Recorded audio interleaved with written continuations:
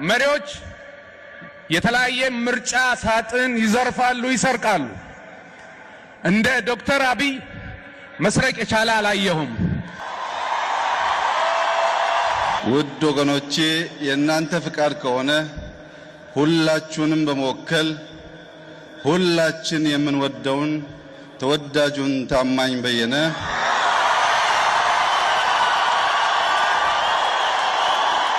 ወደዚህ ወደ መድረክ መጥቶ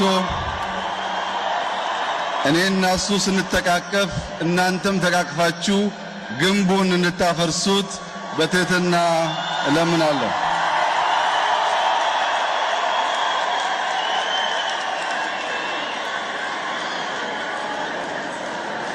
ዛሬ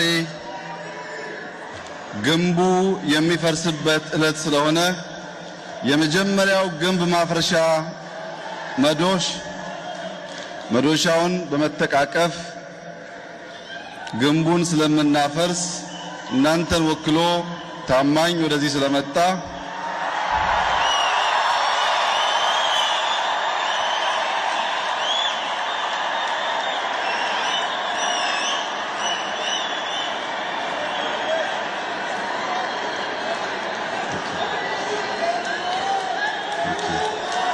Thank you.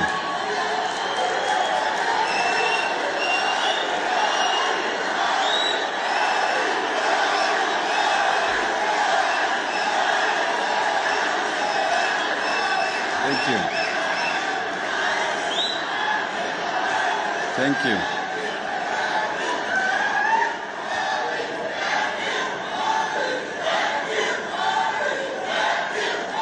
Thank you.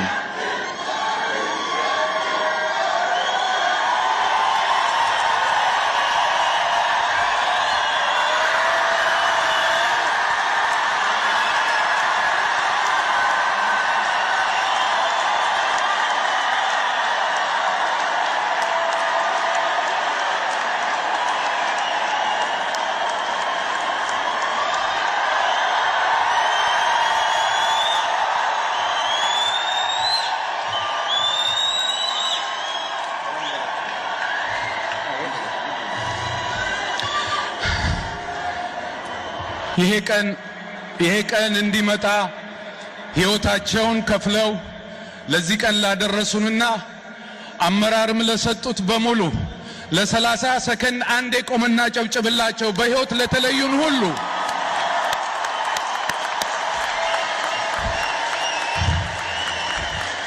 ይሄ ለኔ ከባድ ነው። አንድ የሀገር መሪ ንግግሩን አቋርጦ ለኔ መድረክ መስጠት እግዚአብሔር ይመስገን፣ እግዚአብሔር ይመስገን። ክቡር ዶክተር አብይ አህመድ የኢትዮጵያ ሕዝብ ጠቅላይ ሚኒስትር፣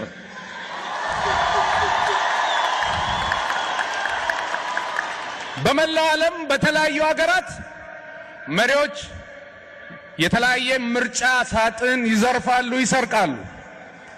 እንደ ዶክተር አብይ መስረቅ የቻለ አላየሁም። ያለ ምርጫ ሳጥን የህዝብ ልብ በመስረቅ ብቸኛው የህዝብ ተመራጭ በመሆናቸው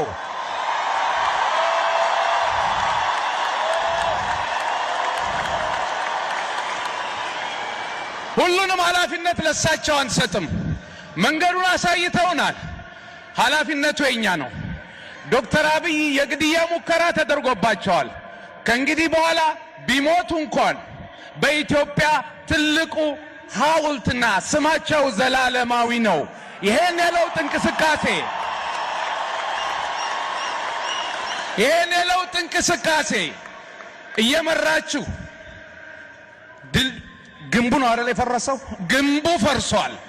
ድልድዩም መገንባት ጀምሯል። ለዚህ ላበቃችሁን በተለይም ኦቦ ለማ መገርሳ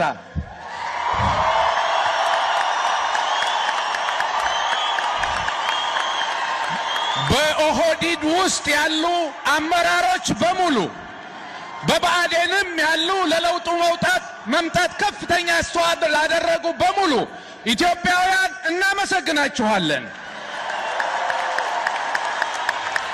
ክቡር ጠቅላይ ሚኒስትር የሶ የንግግር ሰዓት ስለሆነ እንደ ልቤ መናገር ባልችልም አንድ በኢትዮጵያዊ ሰው ፊት መናገር የምፈልገው አንድ ነጥብ አለ ጊዜ ስለሌለ።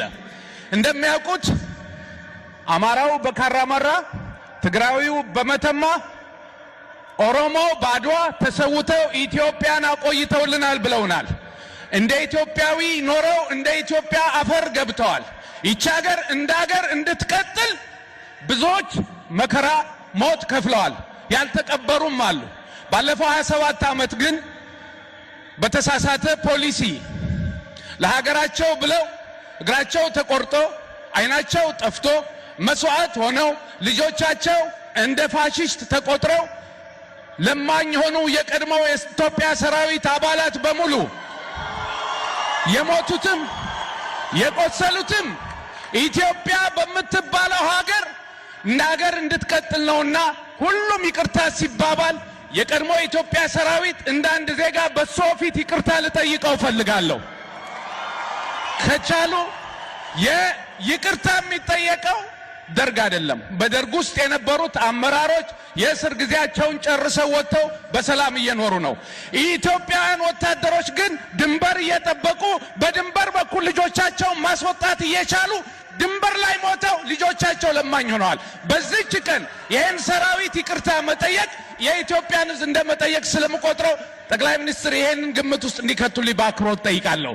በተረፈ ይሄ የሚመለከቱት በውጭ የሚኖረው ኢትዮጵያዊ ዲያስፖራ አይደለም፣ ትውልደ ኢትዮጵያም አይደለም፣ ኢትዮጵያዊ ብቻ ነው። ይሄ በውጭ የሚኖረው ኢትዮጵያዊ ከጫት በላይ ከቡና በላይ የኢትዮጵያን ኢኮኖሚ ቀጥ አድርጎ የያዘ የሀገሪቱ ምሰሶ ነው። በአግባቡ ከተጠቀምንበት ኢትዮጵያን መለወጥ የሚችል ኢትዮጵያዊ ኃይል ነው እዚህ ውስጥ ያለው፣ በመላው ዓለም ያለው።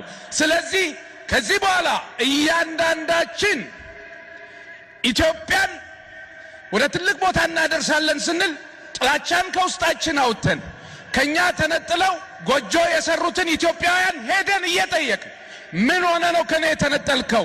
እንደ ኢትዮጵያዊ ችግርን ሰምቼ አብሬ ልቆም ፈቃደኛ ነን በማለት ኦጋዴኑን፣ ኦሮሞውን፣ ትግራዩን ሁሉንም በማሰባሰብ ወደ አንድ ድንኳን ወደ ኢትዮጵያ እንድንመጣ ኃላፊነት አለብን።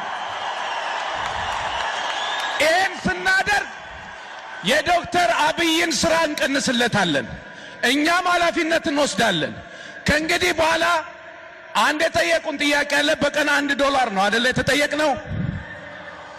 በህዝብ ፊት ቃል የምገባው በማስተባበር በበጎ ፈቃድ በዓለም ላይ የሚገኘው ኢትዮጵያዊ በአንድ ሳይሆን በ10 ብር በመጀመር በሚሊዮኖች የሚቆጠር $1 ለሀገራችን ገቢ እናደርጋለን። ይሄን ቃል እንገባለን። ኢትዮጵያዊነት ስንለው አንዳንዴ ባለፉት 27 ዓመት ተረት ነው ተብለን ነበር፣ ግን ተረት አይደለም። በታላቁ መጽሐፍ ቅዱስ ውስጥ ከ40 ጊዜ በላይ ኢትዮጵያ ትጠራለች። በታላቁ የእስልምና ታሪክ ውስጥ ኢትዮጵያ ቀዳሚ ስፍራ አላት።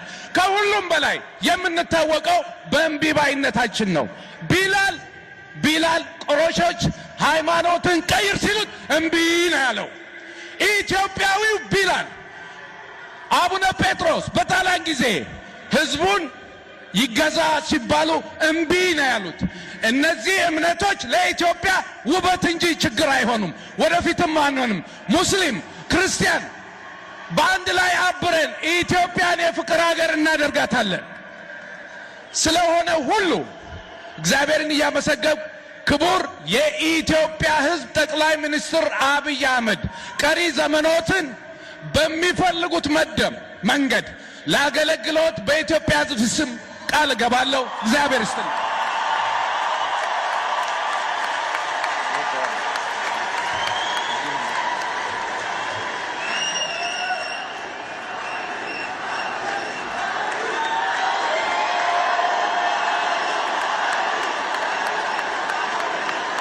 አመሰግናለሁ። ሁለት